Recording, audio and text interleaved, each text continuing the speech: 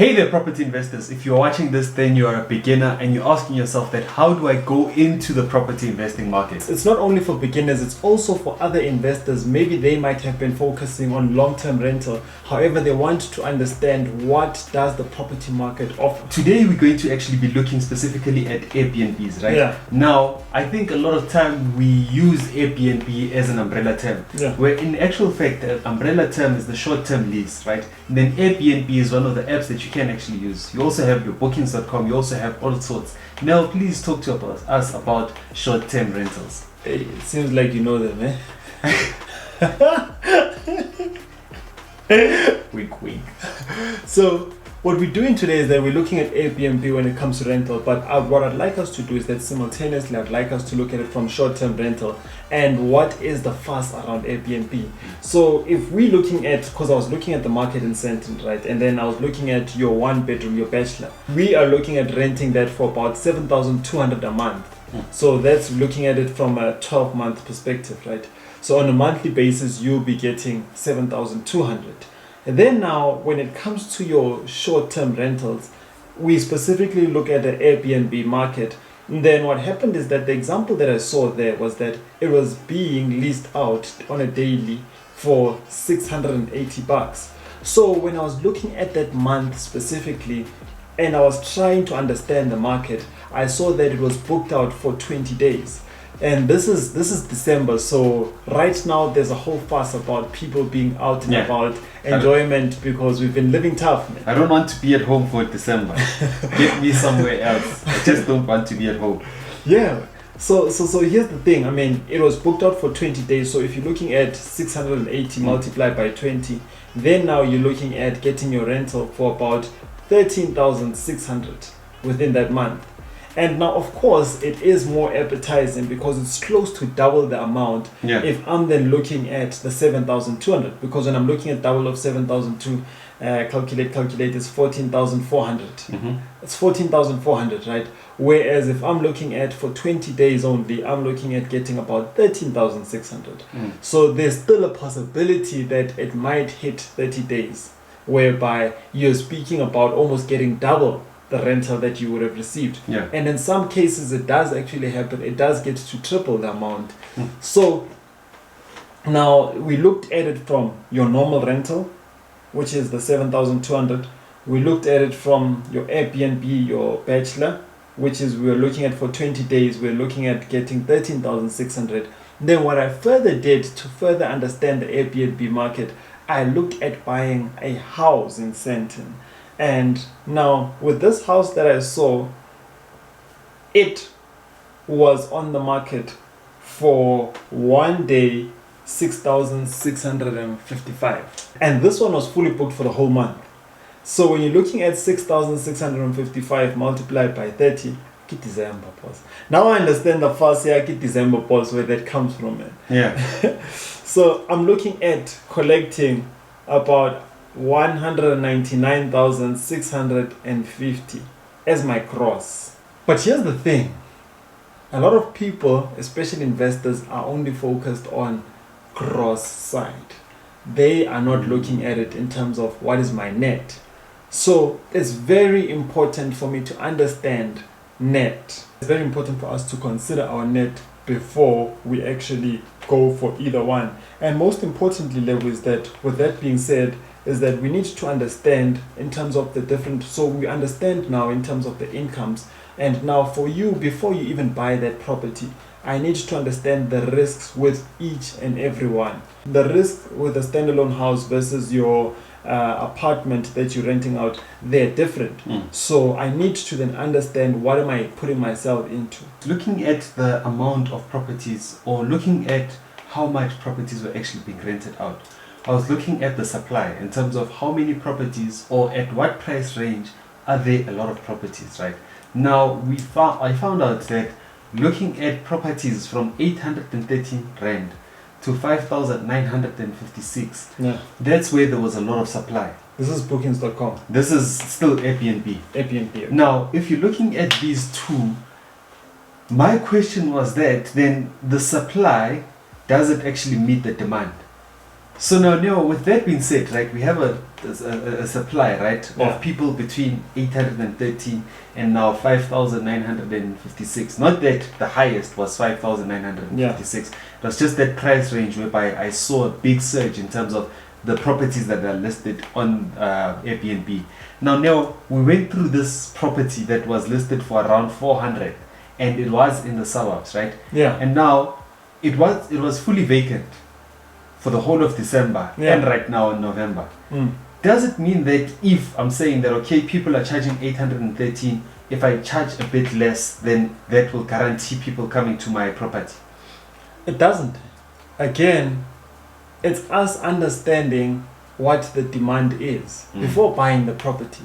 And the only way we'll be able to do that is once we understand what do people want. Exactly. That's what I'm actually writing right now. What do people want? Yeah.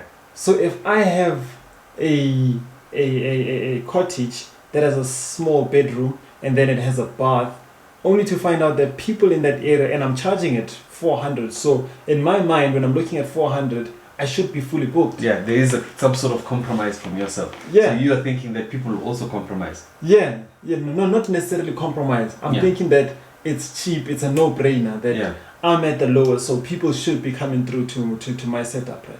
No matter how nice the finishing touches can be, it's got a small bedroom, it's got a bathtub whereby people prefer shower, and it doesn't have a swimming pool. So now I find myself that yes, I am the cheapest in the area, but I'm not meeting the demand. So now this also brings me to my point that I was actually writing down right now. Yeah. That price is not the number one determining factor if your property is actually going to be vacant or not.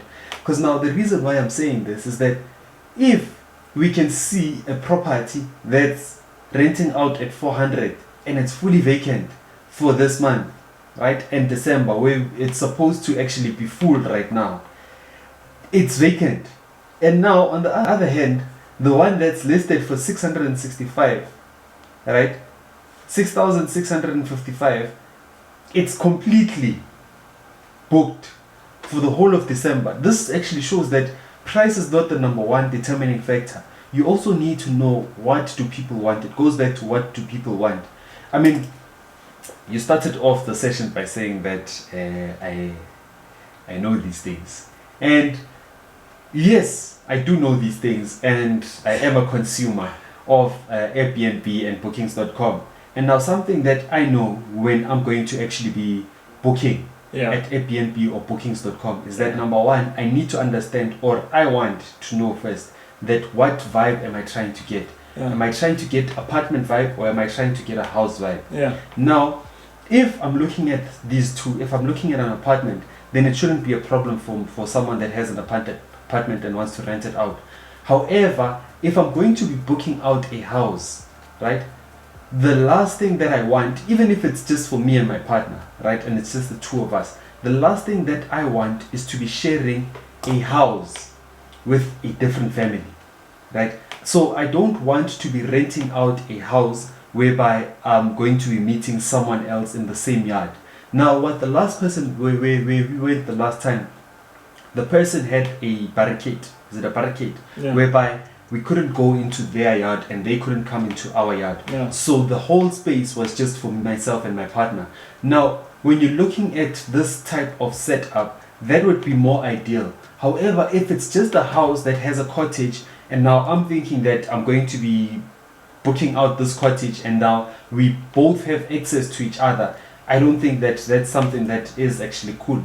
So now going back to the thing that what do people want, we really need to understand that what do people want. And before you actually purchase a property, you need to understand that what is the extent that you are actually going to be doing on that particular property. Maybe you want to barricade it that you don't want to disturb yourself and the tenants when they do come through, or you want to actually go onto bookings.com, check out these ones that were fully booked, and then understand that what type of setup do they have. That's it. If I'm going to be booking out the property, do they have full access to the whole property? Which might mean that you might have to move out of that property so that everybody, or the person that's going to be booking out the property, they can just book out the whole thing including that cottage. Because maybe for short-term rentals, yes, it does make sense for someone to book out your cottage. However, for a longer-term rental, then people might not be willing to actually be sharing the yard with you.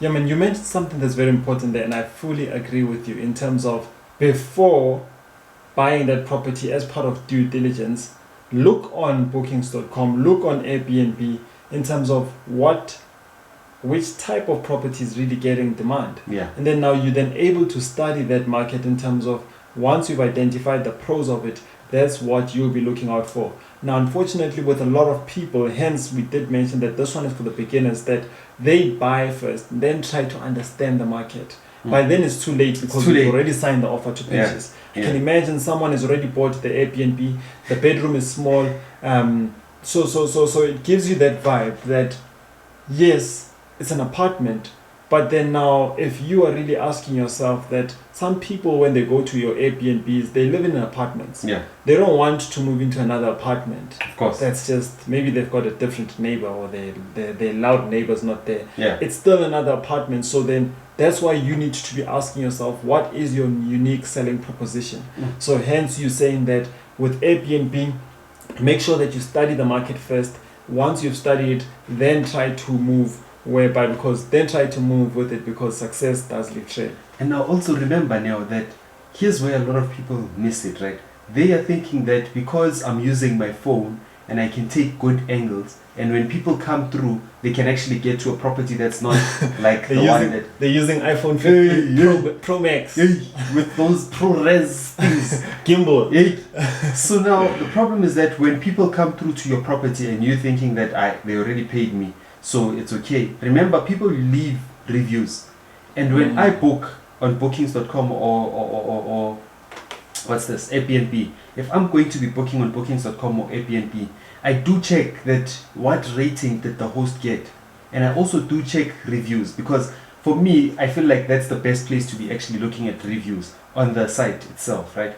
Reason being that the only time that you can actually leave a review is once you've lived in the property. Yeah. So if you've never been in the property, you can't really leave a review. And how many stars are you going to be giving that person? So if someone has a super host, I already know that what I'm seeing on the pictures, it's the same thing that I'm going to find out in the property. Yeah. The last thing that you want, guys, is to list a property, have good pictures. When someone gets there, it's not the same. Right, because they're going to definitely be leaving a bad review. And again, right, with Airbnb, we need to understand something, especially when we're buying a single house versus if I'm buying in an estate. Because now I remember during the workshop that we hosted, there were people that have bought in an estate. So now when I'm looking at a house, I'm in full control in terms of a lot of things. Whereas if I'm looking at an estate, now rules can change. And now if the body corporate does decide to do away with Airbnb, and that time, let's go back to that scenario of, it made sense to me when I was looking at Airbnb and doing my research that I'll be getting 13,600, and now you find out that your total expenses are about 10,000. So now you getting 7,200, hey, you can't even imagine that. You can't. It's not even up for debate. It's not. So again, understand, as much as Airbnb is the buzzword, everybody wants to go there, also understand in terms of what is the risk that comes with the type that you selected of Airbnb or booking.com. And there you have it. That's our perspective on Airbnb's short-term rentals. Invest like a pro with no wealth.